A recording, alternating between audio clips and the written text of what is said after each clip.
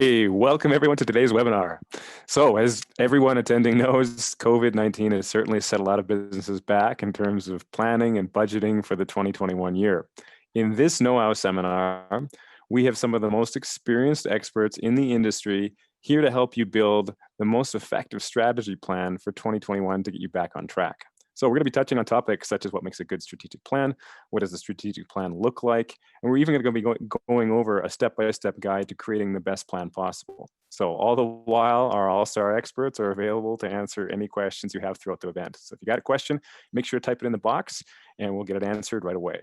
So to that end, I'm very pleased to introduce you to our expert panelists. First, we've got Chuck Violand. He's the principal at Violand Management. Chuck is the founder of Violand Management Associates. He started Violand in 1987, wanting to help owners of restoration companies build the most profitable business they could. Chuck has over 30 years of experience as a business consultant and is a regular keynote speaker in many international events. Those international events are limited currently, but yeah, they are. Prolific speaker. And second, we've got Tim Hall, the Director of Operations at Violand Management. So Tim's a leading expert on operations and organizational development in restoration and cleaning industries. He's served as a general manager and a national disaster response manager for two well-respected, high-performing restoration companies. Tim is a major league player in an industry where operational know-how is critical. And I'm Zach Johnson from KnowHow, where we make it very easy for team members to instantly access free, expert-built processes from any device. And for you to know if your teams are following the process wherever you're located. So today we're going to be going over a strategic planning process, but make sure to check out our COVID-19 processes as well as operations, tech, management, sales, etc. So to that end, right before we get started here, I got to make sure, can't miss this. I want to thank our industry partners. So I want a special thanks to Ask Amy and Business Development Associates. To kick things off here, Chuck, I'll toss it to you. So maybe as a starter question, you know, what is the kind of the first thing you need to think about before building a strategic plan? Great question, Zach. I guess that there are really 2 points that you look at. The first one is going to be where you want to go. Obviously, that's what you're trying to do is plan the future. But I think just as importantly as that is to identify where you are, where you currently are. It's kind of like the Wizard of Oz. It's always best to start at the beginning. And if we know where we're starting with our business, or at least where we are right now, we're going to have a better foothold on what we're going to build on to get where we say we want to go. This also helps us better understand what we have to work with. And when I'm talking about what we have to work with, I'm talking about not just capital, but also people in the organization and how they're going to contribute to successfully building the plan. Yeah, I think you bring up a good point there, Chuck. And knowing where you are today helps you define where you need to go. And one of the questions we often ask the attendees at the retreats are, where is your final destination? If you compare the business planning process to taking a trip or taking a journey somewhere, tell us what the end result looks like, and then we can back up and see where you're at today, because there's a lot of intermediary steps. You can take different routes to get there, but at the end of the day, you have to know where you're at starting wise in order to determine how you want to get to where you want to go, and that how is really the content of that strategic plan. And it's really not a whole lot different than, and Tim, we talk about this at the program, not a whole lot different than taking a family vacation. You get everybody packed into the car, you got all your stuff in the car, all the kids, your spouse in there, and okay, we're ready to go. Well, where are we going? We're just going, okay? Mm-hmm. No, you really want to have a destination in mind, and I imagine the kids are going to want to have a voice in where they want to go. Your spouse is going to want to have a voice in where he or she wants to go, and so it's no different in your business. You get the voices, the key voices in your organization involved in helping you build that plan. And when you have that destination crystal clear and everybody's signed on to it, it makes it a whole lot more fun as a trip. Yeah, it plays right into the primary component of the plan, which is the vision. Really, it has to start with what the vision of the organization looks like, and maybe what the vision is that the owner has for that organization. Because not all business owners start a business with some grand picture in mind. A lot of them just start it to buy themselves a job for a variety of different reasons, but that evolves over time. And once they have established a viable business, revisiting or taking the time to revisit what that vision looks like and the reason for the existence of the company. And it's right there at that top of that pyramid that we always use to explain the business planning process with our clients. And while the owner, Tim, that's a great point. While the owner thinks that he's got a crystal clear picture, even when he does have a crystal clear picture of where he wants to go, frequently it resides between his ears and he does not articulate it to the key people in the organization. A lot of times he hasn't articulated it clearly to himself. He just keeps shifting day to day. And that's not a plan. And you exhaust yourself and exhaust your people in constantly jumping all over the place. Writing it down, having it very clear to everybody who's going to be involved in executing on it, makes it a whole lot easier to get done. Yeah, just think about how many clients have come to us over the years at that stage where they've got a viable business now, and the reasons they started that business aren't the same as why they continue to carry it on. Again, taking that time to sit down every year and revisit that why and define that destination, pretty important. I can remember several clients we talked to, and first question you ask them is, why are we doing this? What's the end game look like? And they scratch their head and they say, oh, well, I don't know.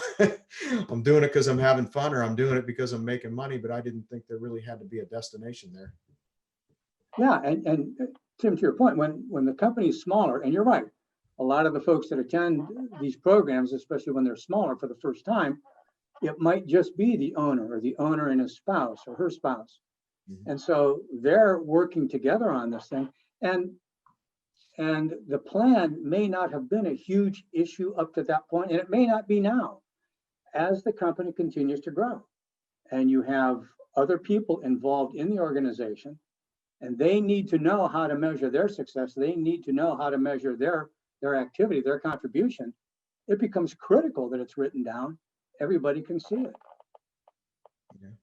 Chuck, maybe it would be helpful if you explain to the audience really the difference between a mission and a vision and what roles each of them play in the strategic planning process. Yeah, and I think the key is to keep these things as simple as you can. And when Tim says a mission and a vision, we're not talking about fancy placards that you hang in your lobby. We're not about those. We're about things that people can actually buy into and execute on. A vision is a picture of your perfect organization in the distant future. Different people have different timelines on that. We like to think in terms of 7 to 10 years. And we just learned this year how quickly things can change in 7 to 10 weeks. And so it's easy to think, well, why bother with that? And the reason you do that is because it does give you a target way out on the horizon to organize your activities, which is what you're trying to do, not just your activities, but the activities of the people in your organization.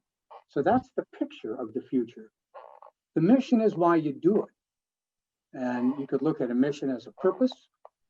Basically, the way you want to think about your mission is, what is it that's going to be compelling enough to give you a reason to get out of bed in the middle of the night and go suck water and still be bought into it? What are you trying to accomplish with this? And it's not about dollars. A good mission, and almost all missions, go much deeper than the dollars and go much deeper, totally different than the vision where we're headed.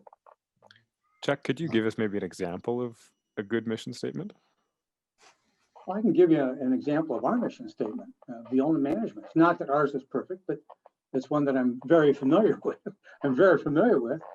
Our mission is to enrich the lives of small business owners and their teams. Okay, so that's in a nutshell, that's our mission, to enrich lives. And we know, at least our belief is, that as we enrich lives, that their businesses will grow, numbers will follow. Philosophically, we believe that numbers follow. And so the financial performance of your business is going to follow the actions that you take, which are going to follow the decisions that are made, which is going to follow the thinking that people have. So the thinking has to do with your mission. I want to enrich a life. I can enrich lives. We can enrich lives many different ways. But we happen to do it. The way that we do it is by growing businesses.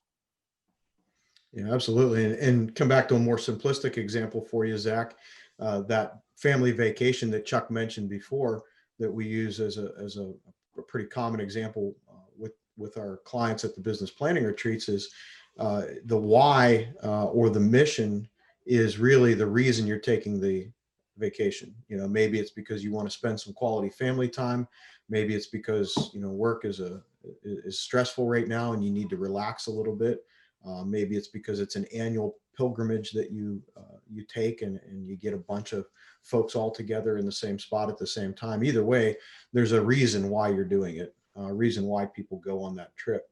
The vision would be a picture of what it looks like when you're there. So maybe it's a warm destination in a very temperate climate, and it's beautiful white sand beaches and blue water, and kind of sounds like Captiva Island, Chuck. But at any rate, that's the vision of what it looks like. That might be the vision for one person who's taking the same trip for the same reason, but they might have something else in mind. Maybe theirs is a ski destination with beautiful mountains and the wintertime scene.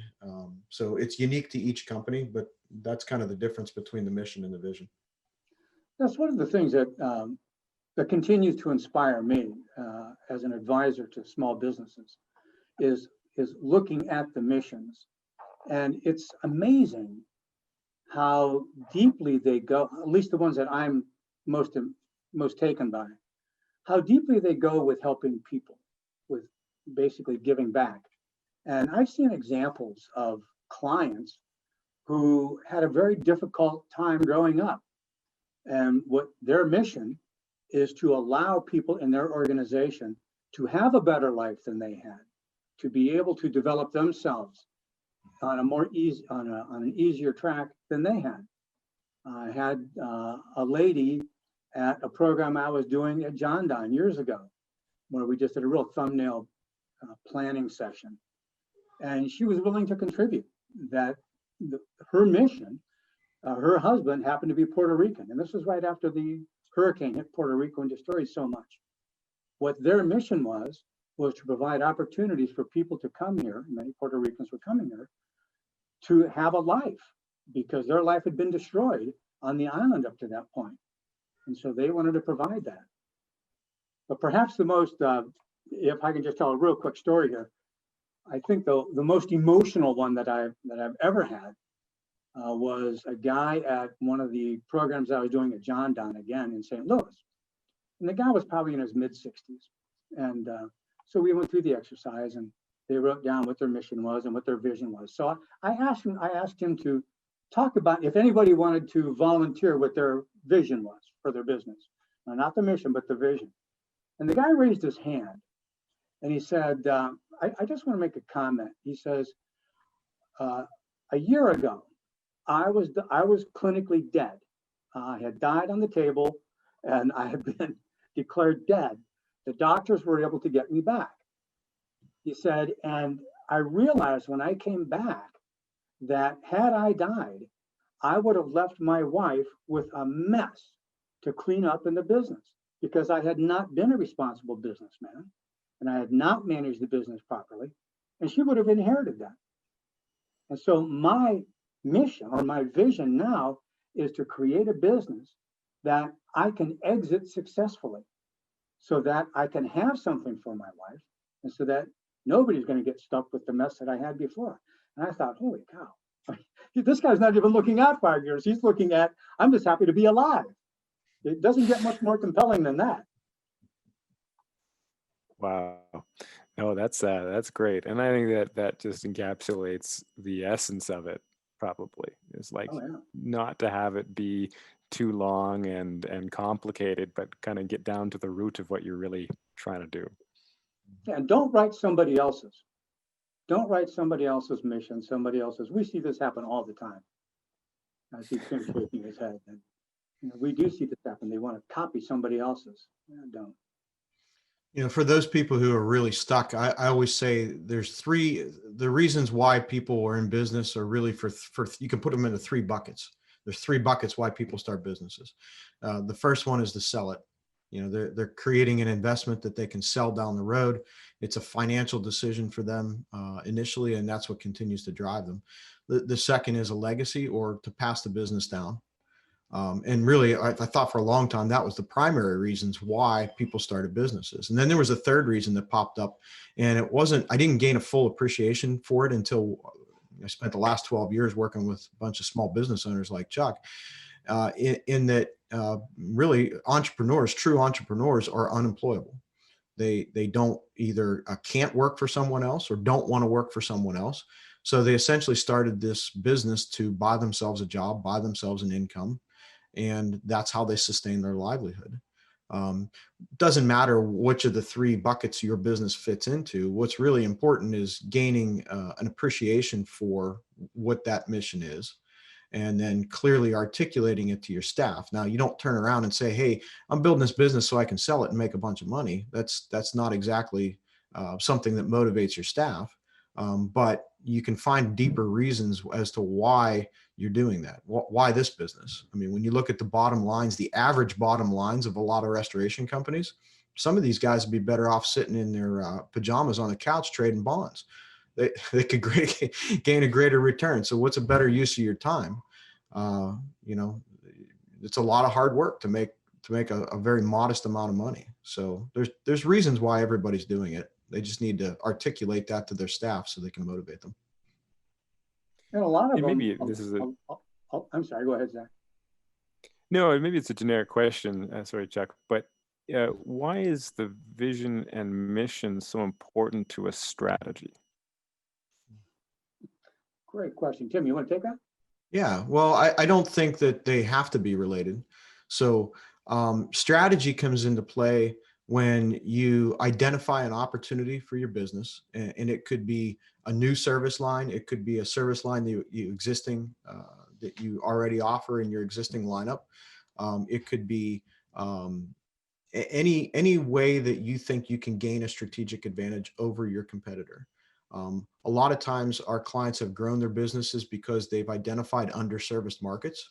And there's a lot of gross profit margin in this business. So being able to figure out a way to garner those leads or get that work in the door and then service it effectively gives them a strategic advantage over somebody else.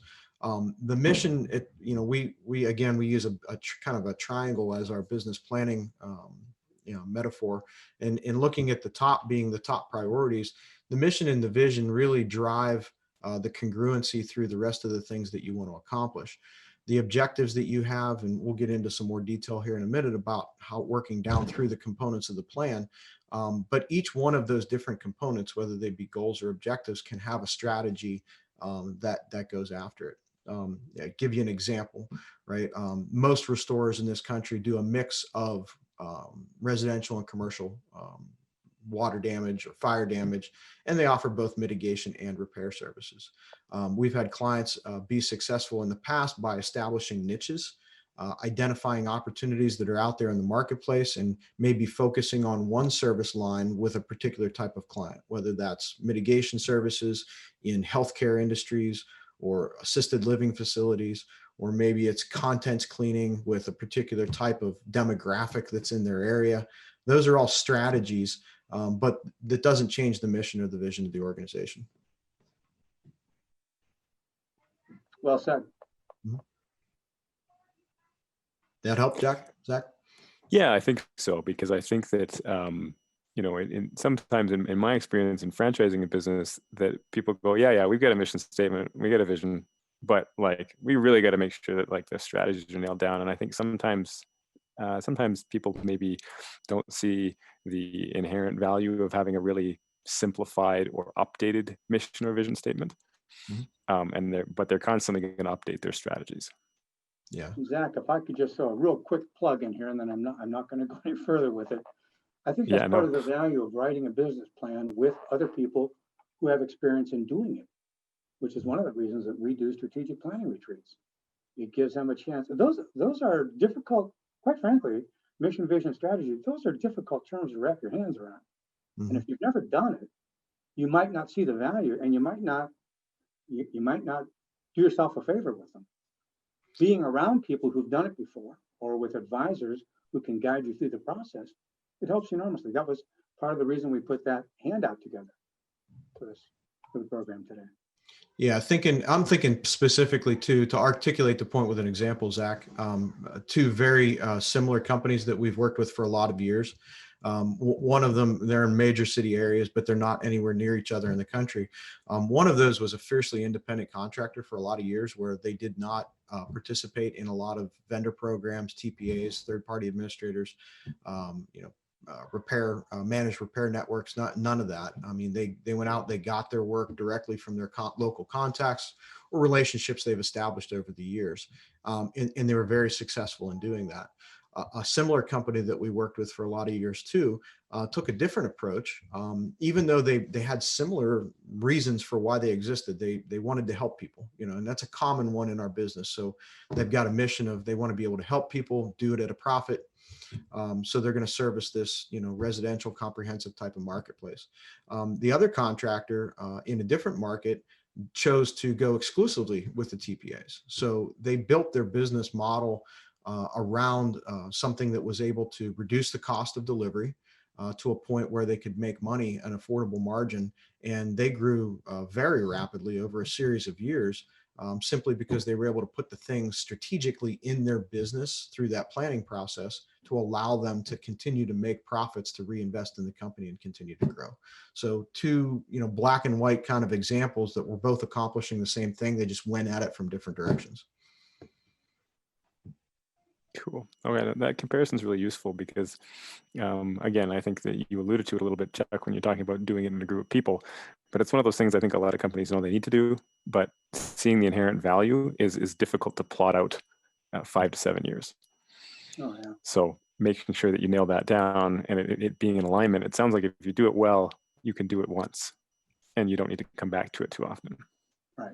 Yeah, you can just update it. Chuck, since we're kind of going down this road and talking about strategy, maybe we skipped over a step and should go back, talk about understanding where you're at today and take a look at the importance of that SWOT analysis with the businesses, so you can help determine what that journey is going to look like, and then identify those opportunities and mitigate the threats like we discussed. And absolutely. And as part of that process, Zach, this is where we were talking about finding out where you are today, where your business is today. And part of that process is what's called a SWOT analysis. SWOT, strengths, weaknesses, opportunities, and threats. Many of your listeners are probably familiar with that. But basically what it does is it does an assessment of your both internal organization, but also your external forces that are playing on you that you may have no control over. And, in the restoration industry and the cleaning industries, there's an awful lot of those. And they're really in many cases, they're invisible to the everyday restorer. They don't have time to think about that. They've got their head down. They're trying to make payroll, trying to get a project done. So it's being able to move yourself back and take an objective look at your organization. Where are we now? What are our strengths? What are we good at? What can we bring to the table? And then weaknesses are, what are the weaknesses that we have? Maybe we're not as well known as we like to think. Maybe we're not as financially well off as we thought we were. I think that's one of the things that the onset of COVID illustrated to an awful lot of business owners, where they might have thought that they had deep financial reserves. Whoa, suddenly we discovered we're vulnerable. And so maybe that's a weakness that we have. Look, if an owner is unhealthy, or if an owner is not in a strong, if they're married, if they're not in a strong marital relationship, if they've got issues, that's a weakness within the organization. It will be a huge distraction, either one of those, to the success of the company. So those are things that can be controlled, at least somewhat, and that we want to act on. Tim, if you want to take the opportunities and threats piece, you can go ahead and run with that. Yeah, looking at the SWOT analysis mechanically, the acronym, it's kind of, a lot of people think that it's an overused or cliche acronym that's used only by business professors and consultants like us. But in actuality, when you sit down and you perform a SWOT analysis with your business, it's a very useful tool on an ongoing and regular basis, not just at the strategic planning process, but mechanically how it's supposed to work is that the strengths and weaknesses are internal attributes about your organization. So there are things inherent to your organization that either fall into one of those two categories. And Chuck gave great examples of them. On the external side, the opportunities and threats are just that. They are external influences that are being forced down upon the company. And they could be things like competition, whether it's increased competition or decreased competition or consolidation in your marketplace. All of those things are putting forces on your organization, and they're having an impact on the internal side. So one hand kind of plays against the other. On the opportunity side, it could be things like COVID. It's the coronavirus pandemic was a threat to some businesses, but yet it was opportunities to others. We had some clients that did struggle through this. Fortunately, most of our client base was able to capitalize on the opportunities that COVID afforded, and most of them have more work than they can handle right now. Some of them made literally millions in a month doing cleanup work for different institutions. So it could go both ways, but you can't rely on a pandemic or a hurricane or any other natural event or catastrophe. It's not a real good business planning philosophy, but when you do that SWOT analysis and you sit down, you look at the strengths and the opportunities, you look at the weaknesses and the threats. What we encourage our clients to do is what we call a pairing exercise. So you pair your opportunities with your strengths. You say, what strengths do I have internally that I can use to capitalize on those opportunities that are in the marketplace? And what strengths do I have internally that I can use to mitigate any potential threats that might exist out there against our organization? And the same thing with the weaknesses, the opportunities and threats. When you pair them up, you kind of let the chips fall where they may. And then just like any other good business decision you look at the information you've got in front of you and say, all right, which way do we want to go? I've got all the information in front of me. If I go to the fork in the road and I go to the right, this is what I think is going to happen. If I go to the left, this is what I think could happen as well. What's the best course of action for our organization? And then from that point forward, that's where you really just start to define the pit stops you're going to make along your way in your journey to get to where your vision eventually is. And that's where the strategy piece comes in, because you can take a different route regardless of what you want to accomplish or do. What are some... The threats can go pretty deep too, as Tim was saying, and they're not always external.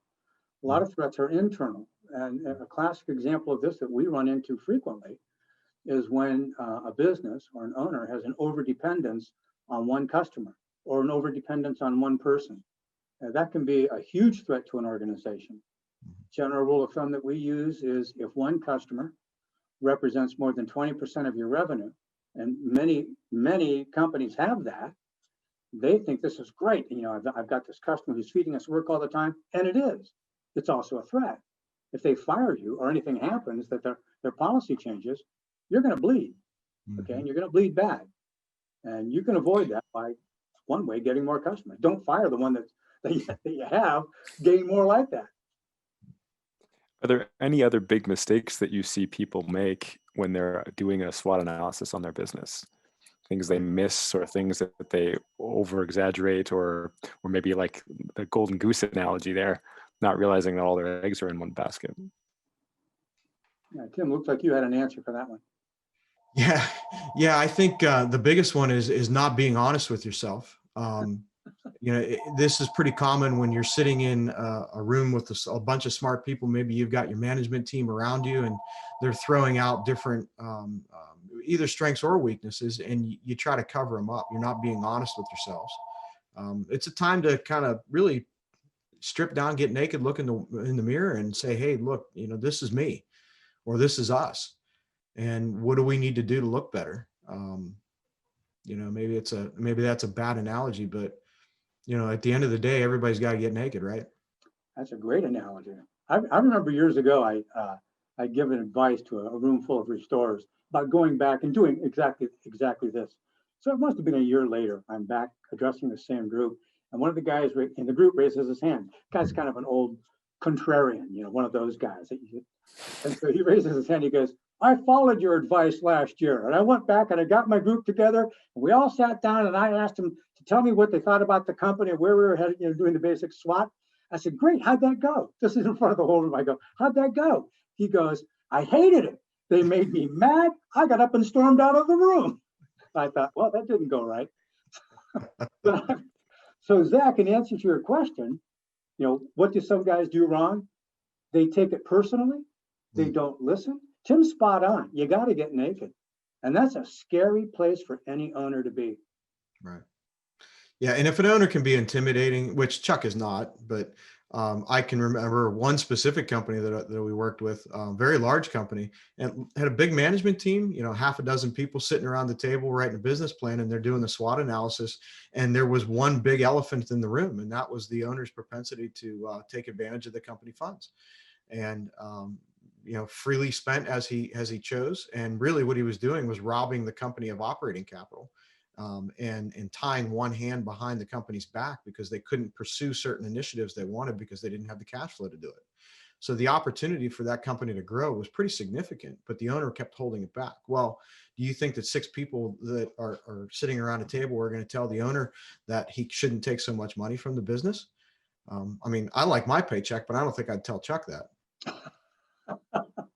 Oh, I forgot to tell you about that boat, Tim. Sorry. Yeah, it's okay. No, but and Tim's exactly right. So, Zach, to your point, you look at a SWOT analysis. What's an opportunity? In an organization like that, the real opportunity is for that owner to create a safe environment for his people to speak freely and candidly to him. Mm-hmm. Tough to do. And that usually isn't going to show up on an owner's radar. It just isn't. They don't see it. Yet when it's absent, Tim just illustrated the repercussions of that. Mm-hmm. So the real big thing is actually making sure that you can actually find a way, whether it's anonymous or you build an arena of trust, but to get all that information in its raw, unfiltered form. Yeah. And, and I'll just give a quick, if you're an owner, and I'm just going to speak to the folks that's on here. If you're an owner and you do that, you ask for input from your people, and all they give you is shine.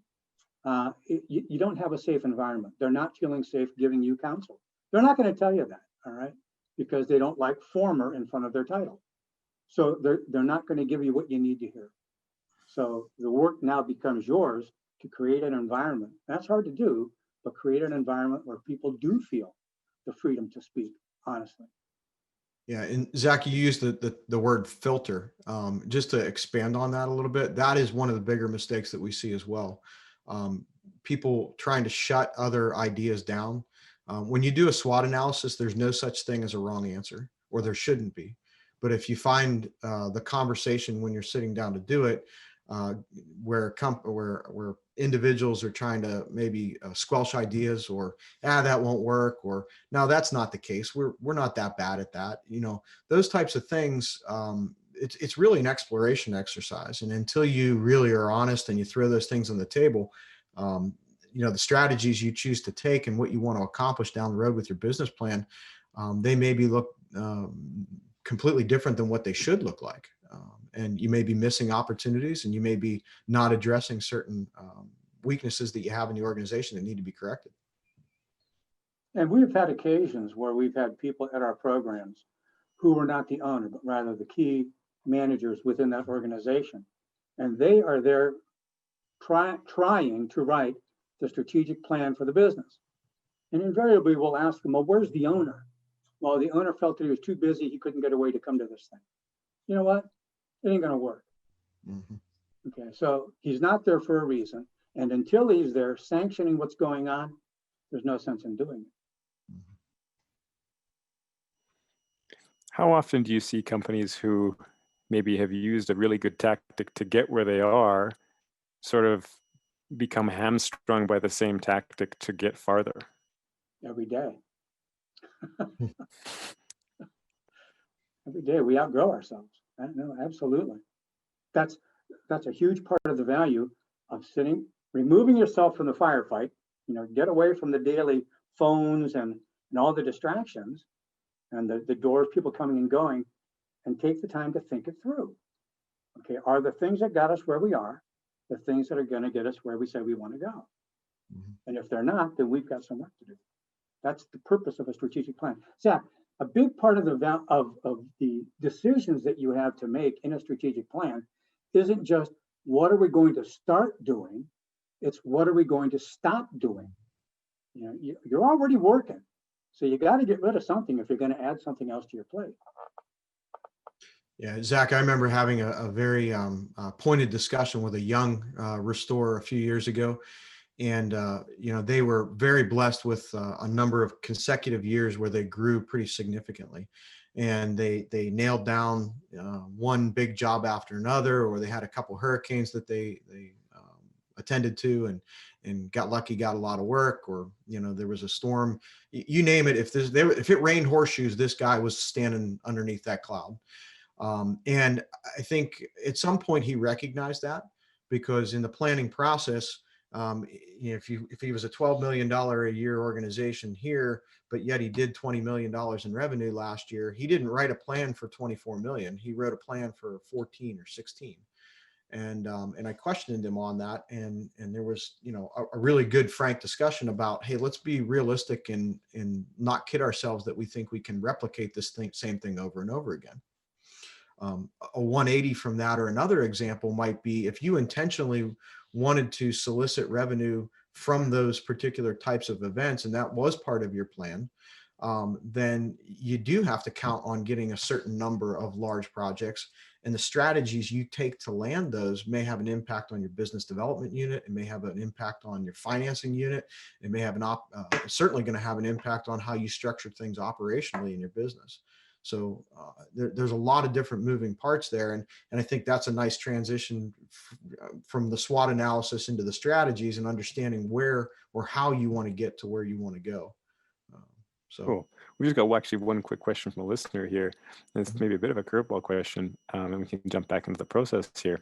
The question is, if you're sharing your vision statement with staff and your vision is to sell the company in a 3 to 5 year time period, how do you, quote, hide that fact? Do you create a private vision statement and make the big picture vision visible to the staff? Good question. That's a great question. I'm not sure that I would. You can. I'm not sure that I would. Probably just for the sake of candor. What I would do is I would talk in terms of creating a business that is saleable. Create a business that will get the greatest return when we decide to sell it. You don't have to put that timeline on there.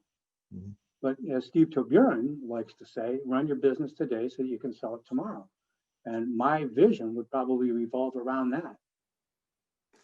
Yeah, I think, Zach, or what I would do is focus on the value side of that. So if you're going to build a business for the intention of selling it down the road, there's an equation, there's mathematical equations, there's tons of formulas on how to value a business, and all of them have certain impacts on, or certain things that impact a multiple and really increase the value, saleable value of that business.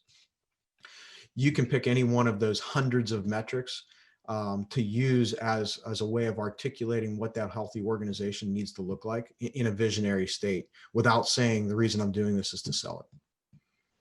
And if I'm meeting with that, if I'm talking to that specific owner, one of the things I would want to know is, why do you want to sell it? Why are you feeling that you want to sell it in 3 to 5 years, whatever the timeline is? And a lot of times it gets down to frustrations that they're having currently in their business. And so maybe the work that they really want to do is fix that. And maybe by the time that comes around, they're not going to want to sell it. Mm-hmm. It might be a place that they enjoy going to work and contributing. So I don't know that I would want to commit that. I mean, it's up to the owner, but I would want to make sure that the owner wants to commit to that timeline before I go and tack that to a wall. Yeah, I've seen it. The best way I've seen it articulated, Zach, is to express from a mission standpoint is to create an organization that provides long-term benefits or distributions, or, use the term, whatever you want, dividends to the stakeholders in the organization. That is broad enough that stakeholders could apply to anyone in that organization. but it's narrow enough that it kind of reinforces the intention there. Great. Awesome. No, I think that's a great answer for the listener. Kind of prior to that, you guys were talking about how to kind of move into the strategic component of building out the strategy for a new year. Mhm. Tim, you want to go ahead? Yeah. So once you've defined the destination with the mission and the vision, and then you've got a good idea of where you stand today with the SWOT analysis, the next step is to really determine how we're going to get from point A to point B. And again, back to the vacation trip, you can take the most direct route. You can choose to avoid the tolls or to take back roads, or maybe you want to enjoy the trip. The journey is just as important as getting there. So you want to take the scenic route, maybe rent an RV, or do whatever you want. Same thing with your business. In order to get from where we're at today to where we want to be down the road, we've got to choose a method of getting there, or a strategy for getting from where we're at today to where we're at. A lot of that depends on the components of the SWOT analysis. So there's no right or wrong answer.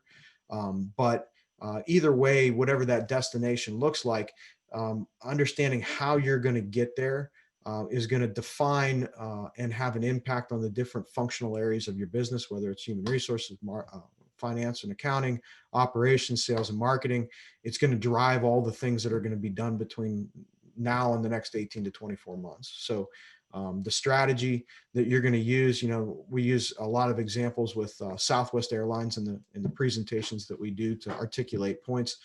Southwest could have chosen to compete head to head with American or Delta or any of those other airlines. And when you think about it, the end result is the same. We get passengers from point A to point B. Hopefully it's wheels down, shiny side up, as Chuck likes to say.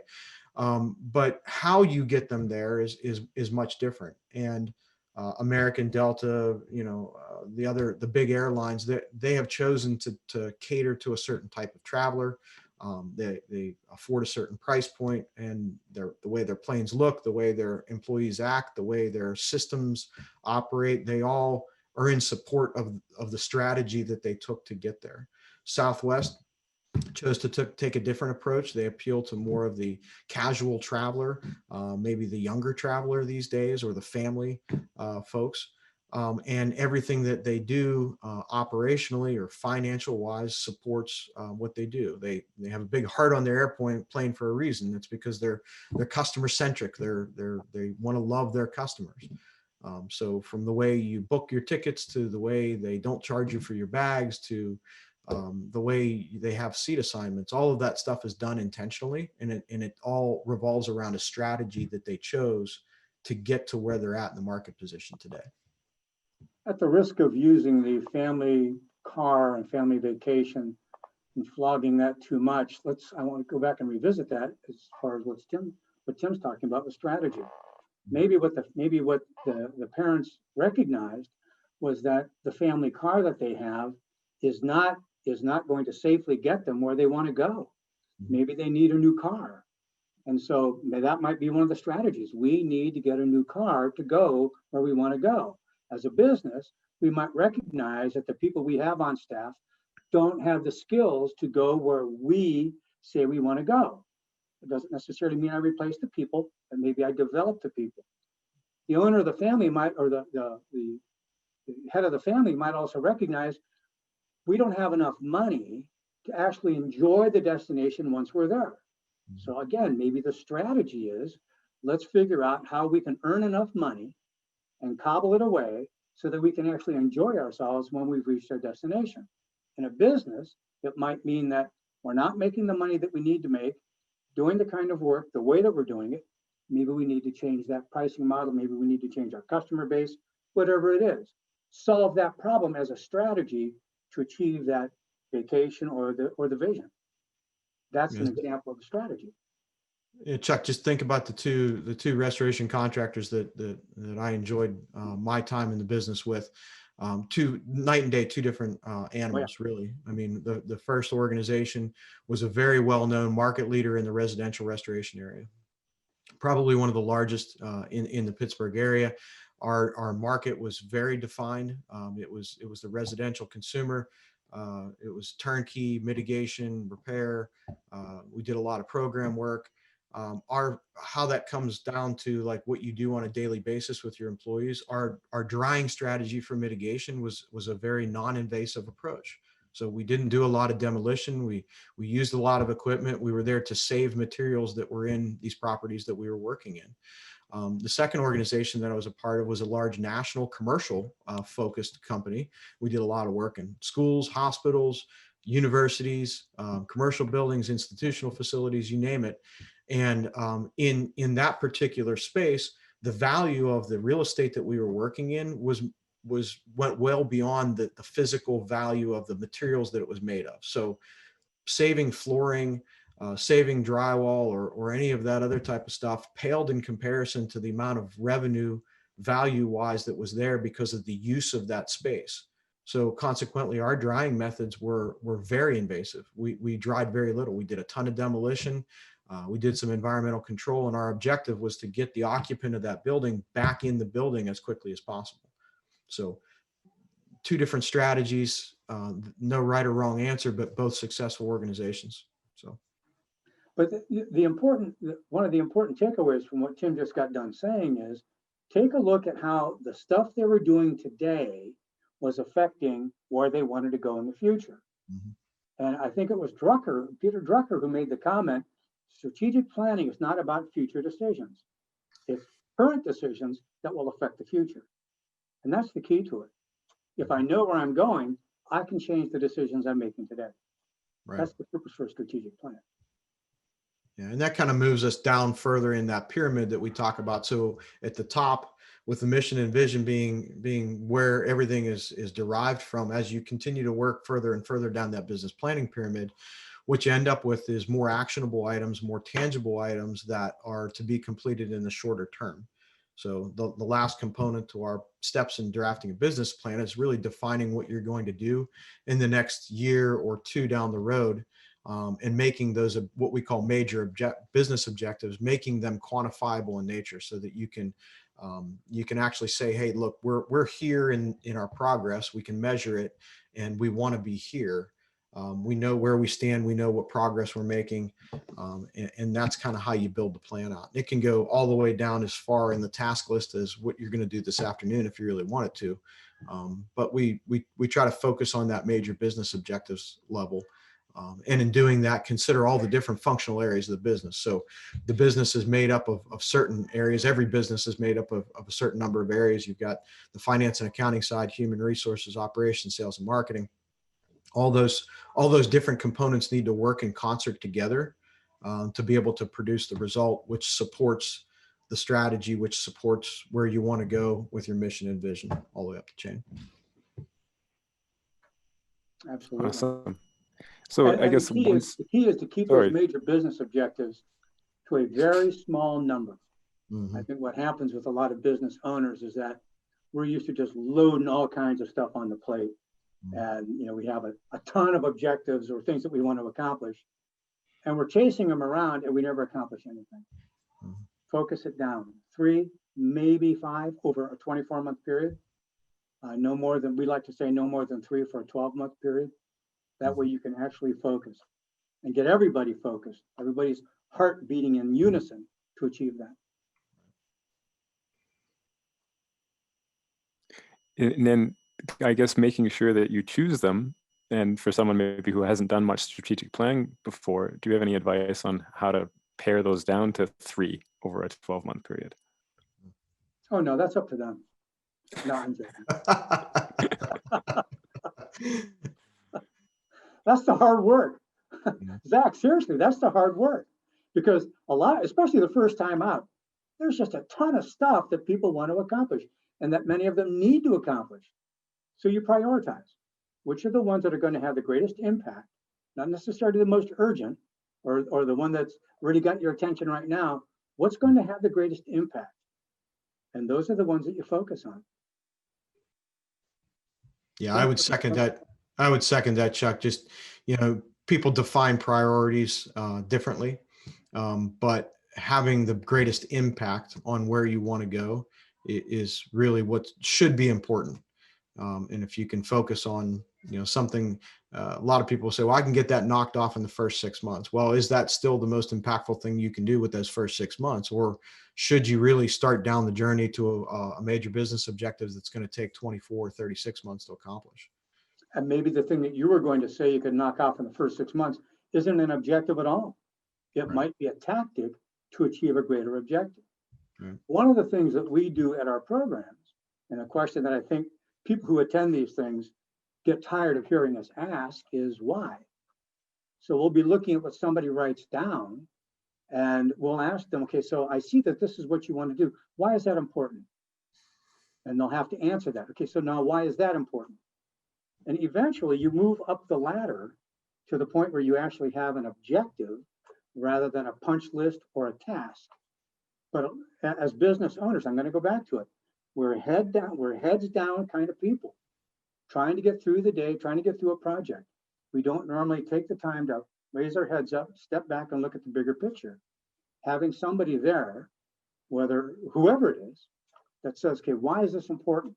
To help you think through the true priorities, not just the urgencies. So there's a famous business coach named Marshall Goldsmith who's written a book called What Got You Here Won't Get You There. One of my favorite books.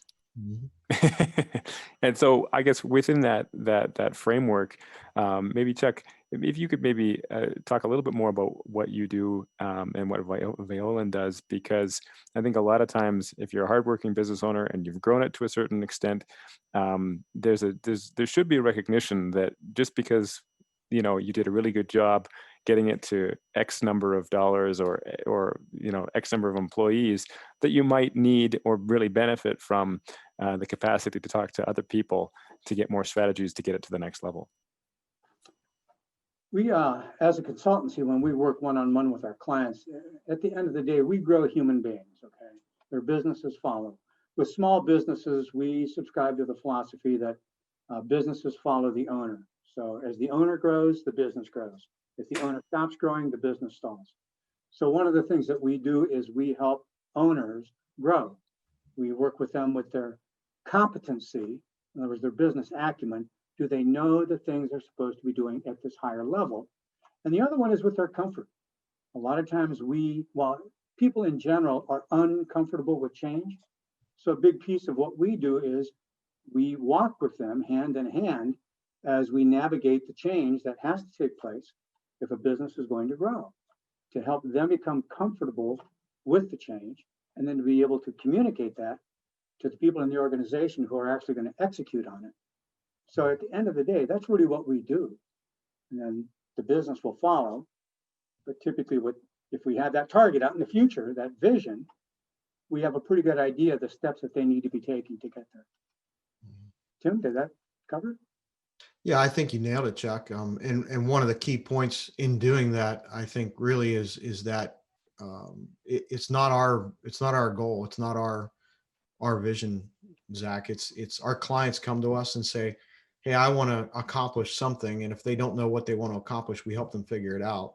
But we don't push an agenda on our clients. We don't say, hey, here's a magic pill, or here's a patented formula that you have to follow. And if you do these things in this order, you're going to get the result that you want, because it's not a one shoe fits all kind of situation. But enabling them to come up with the answers themselves using the disciplines and, like Chuck said, the good business acumen and things that are really necessary to grow a business. By growing the people, you allow them to figure out those things on their own. And the sense of accomplishment and the sustainability of doing it in that model or fashion. I mean, we've been around for a while, Chuck, right? Just a few years. Yeah. So you guys are the guys that take a natural athlete and just help them make the tweaks to get to the big leagues. You know what? That's a very flattering way to say that. I'll take it. Yeah. Great.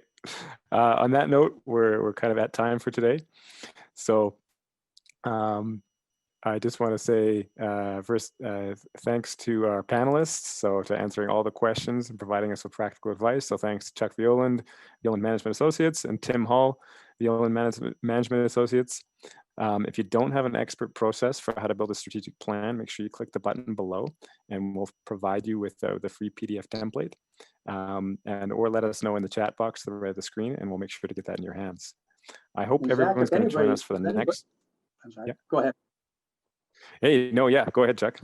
But if anybody's interested in taking a deeper dive on a strategic plan or exploring it further, check us out online. We've got retreats coming up here in the fall. Love to have you there. We've got 2 of them sold out, but we'd love to have you there. Awesome. So check them out quick, so you get the next seat. So that's Violand Management Associates. So make sure to check out both Chuck and Tim online. I hope everyone's going to join us for the next webinar. So this is September 2nd, and it's an expert discussion on kicking off your sales and marketing into high gear. So you can also sign up for next week's webinar just by clicking below. So thanks to our industry partners at businessmentors.net, Ask Amy, and from all of us at KnowHow, thanks very much for joining us. See you guys. Take care.